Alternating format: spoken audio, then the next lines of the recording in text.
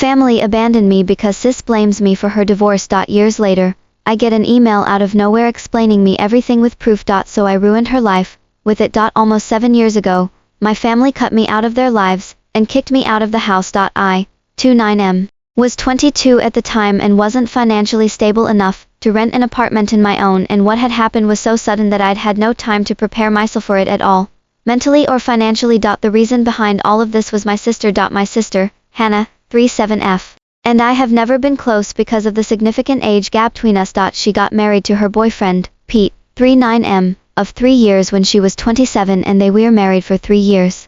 They got divorced 3 years into their marriage, because Hannah had accused Pete of having an affair with one of my friends. I've been living with my parents after college since I just started working, and I wanted to save some money before I moved out. My parents were okay with that arrangement as well, but that was only until my sister announced her divorce. She just came back home one day, crying hysterically, and announced that she'd filed for divorce because her husband had been cheating on her for 6 months now. And then she went on to throw me under the bus for introducing my friend to him. My friend, Emily, 28F, was trying to gain weight since Pete was a certified dietitian. He agreed to help her out. I'd been the one to introduce her to him, and apparently she was the one Pete had been cheating on my sister with. I was shocked that this was happening because even though Emily and I weren't close, I knew for a fact that she was a good woman and would never get with a married man. Besides, cheating was so out of character for Pete as well. He was totally smitten with Hannah and only ever had good things to say about her, so I found it incredibly hard to believe that he cheated on her. I had my doubts,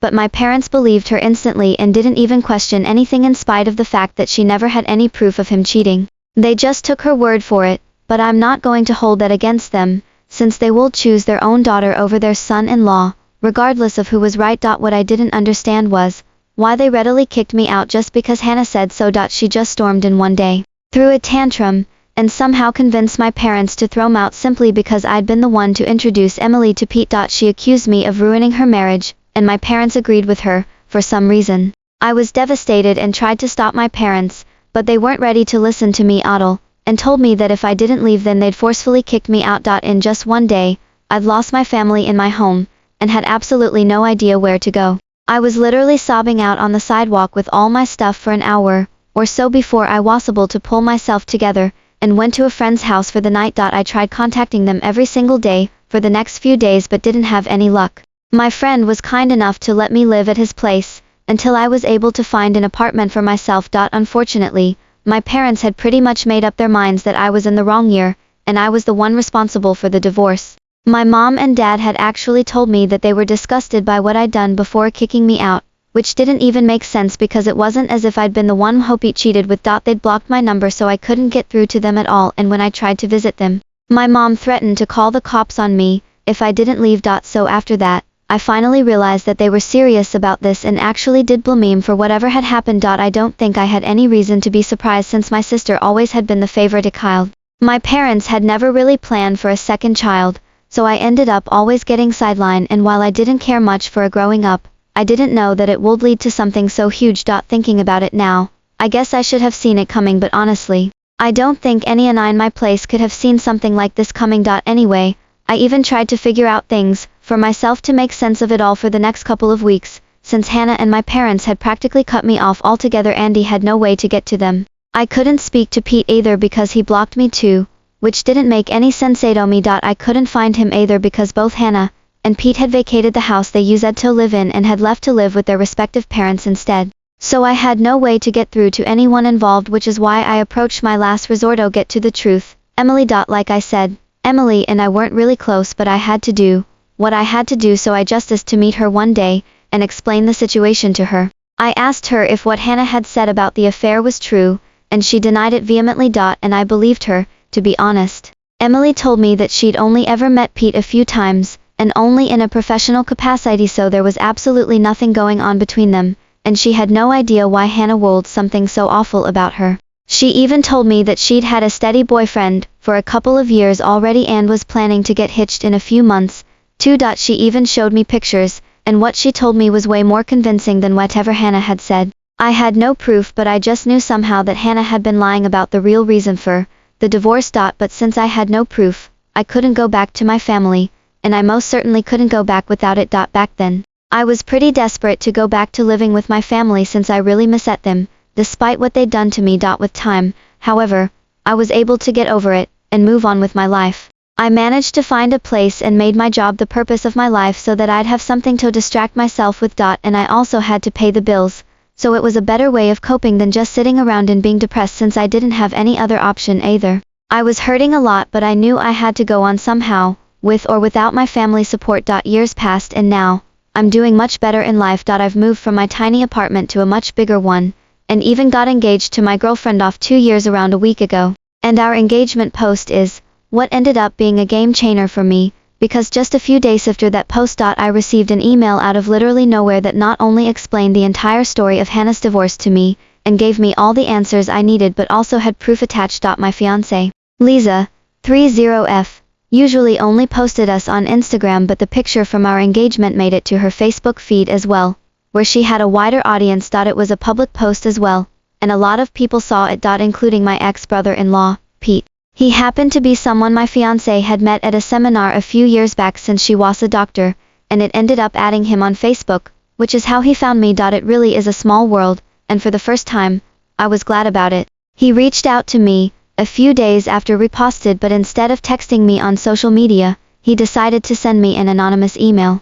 He explained later on that he did this just so that he wouldn't feel weird about what was doing, since it had been several years since his divorce, and he didn't want to seem like a sore loser who still hadn't managed to move on from what happened. Besides, he'd been the one to block me in the first place, so he felt weird and conscious about getting back in touch with me about something that happened so many years back. Coming to the contents of the email I received, it had the full story and proof of what happened 7 years ago, and I couldn't believe my eyes when I went through it. So apparently, my sister had been the one cheating on Pete and not the other way around like she'd been telling us for so long. Not only was that a huge lie, but even more interesting was the fact that she'd been cheating on Pete with a friend of mine, just like she'd accused him.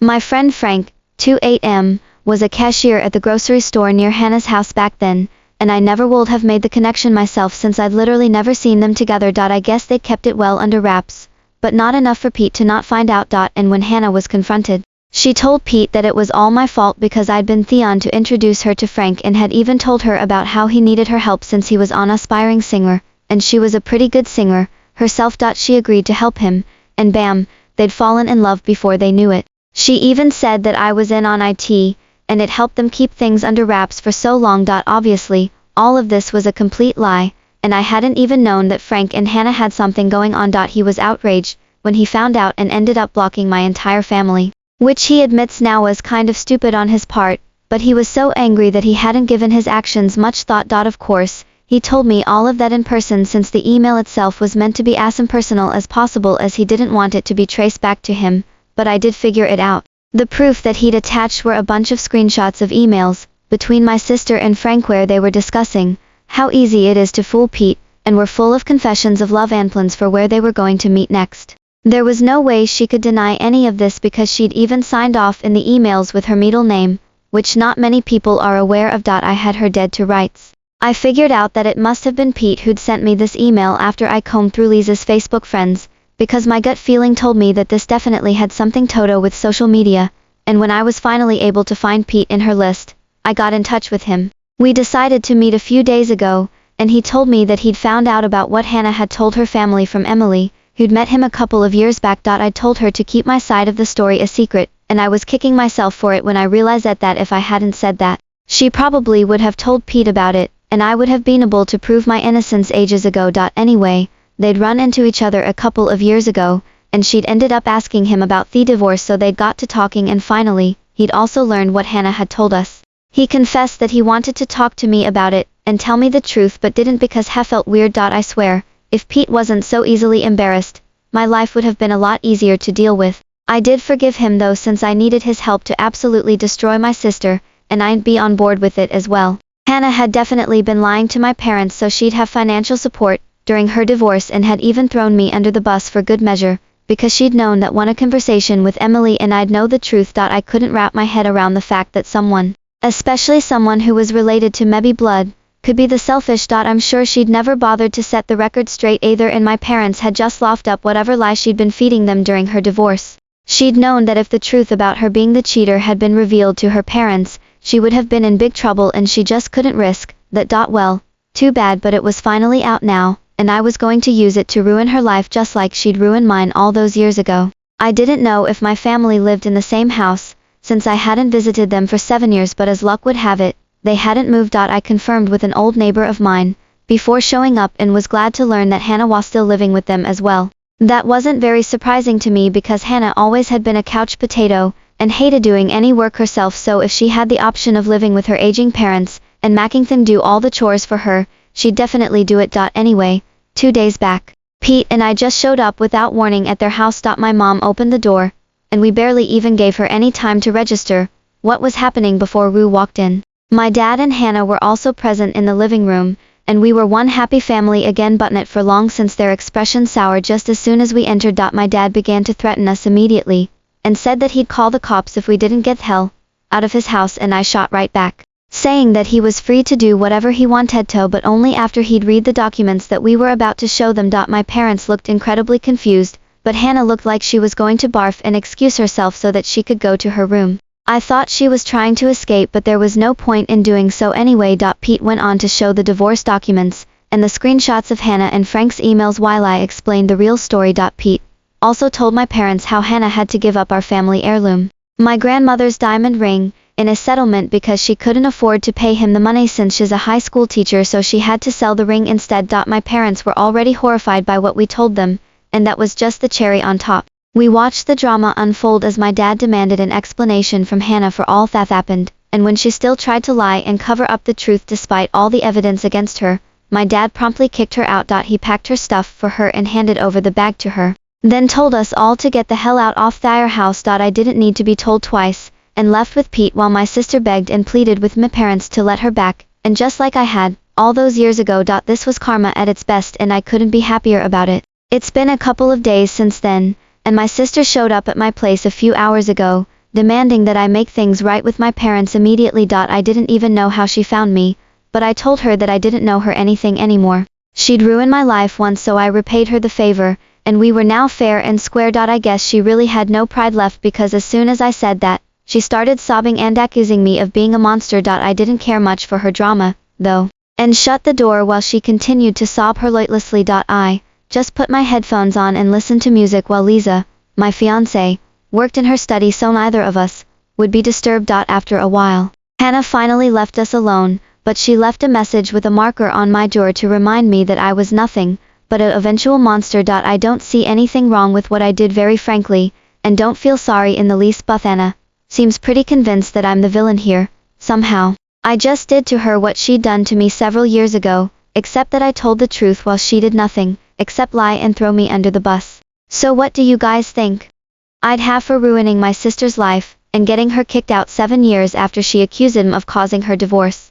Update 1. So, Hannah has still been bothering me even though a whole week has passed since Sesh got kicked out. I had to threaten her with a fear of cops when she called me for the 14th time today, and only did she stop. I don't even know how she managed to find my phone number and address, but I'm least interested in that right now. Hannah's trying to make me feel sympathetic towards her because I guess a school teacher's salary isn't enough for her to live on, but I don't think that's true, and she's just upset that she has to look for a place and pay for her own rent, electricity, and groceries. Know that our parents have kicked her out, so I don't feel too sorry for her.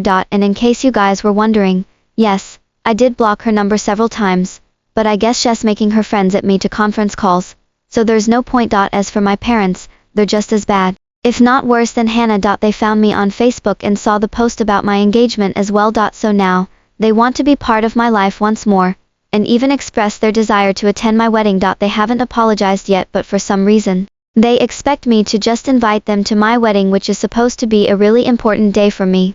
I don't understand where these people find the guts to say crap like this, but at least I'm not responding to any of it. Lisa and I have had a field day reading their texts, because there's really just no way they're for real right now. It's all just really sad for them. Update 2. Hannah showed up at my house yet again after I threatened to report her for her harassment yesterday. I was about to leave for work, but she stopped me by throwing herself across the hood of my car and refused to budge until I spoke to her. It was pretty exasperating, and I ended up actually calling the police this time. They took her away while she screamed and cried and tried her best to show me as the bad guy here, but unfortunately, nobody was buying her sad girl act here. It took some time to press charges against her, but as soon as I got it done, I left for work because I didn't want to let this little incident ruin my day. I was sure my parents would bail her out anyway since she was their favorite, and I turned out to be right as well. My parents, after bailing her out, sent me a lengthy text about how I was being way too harsh on them for an honest mistake that they'd made almost a decade ago. It was hilarious because nothing about what my sister and parents had put me through was either honest or even a mistake.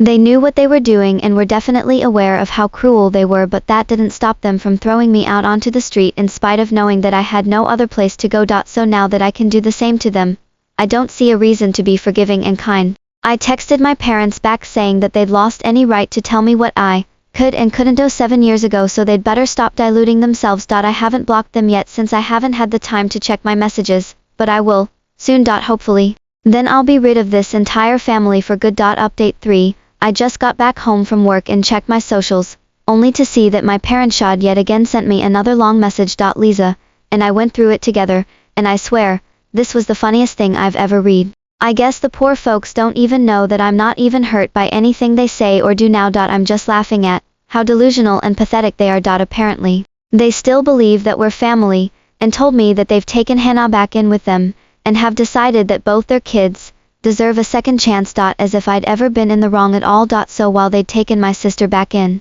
they also expected me and Lisa to come to their house sometime soon for dinner, and so we could sort out our differences in a civilized manner. Before bold of them to assume that I'd even want them at my wedding in the first place. We had a good laugh about their stupid message, and after that, I wrote right back saying that I wasn't interested in the slightest in anything that they'd invited us to, and was just fine living away from them like I had for these past 7 years. They'd shown me that I was better off without them, and I was forever going to be thankful for that. I didn't need them at all anymore, and neither did I want their so-called forgiveness, so they could peacefully continue to play happy family with my sister like they'd been so far. With that last text, I'd blocked them once and for all because I didn't even want the last anymore. I was done and I was out.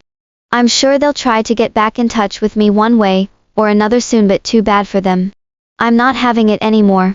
Lisa is the only family I need now, and I'm happy with just her. My parents and my sister have unfortunately never been able to look beyond themselves, and I highly doubt that they ever will, so the next time they get in touch with me, they'll be speaking to my lawyer as well, and that's a promise.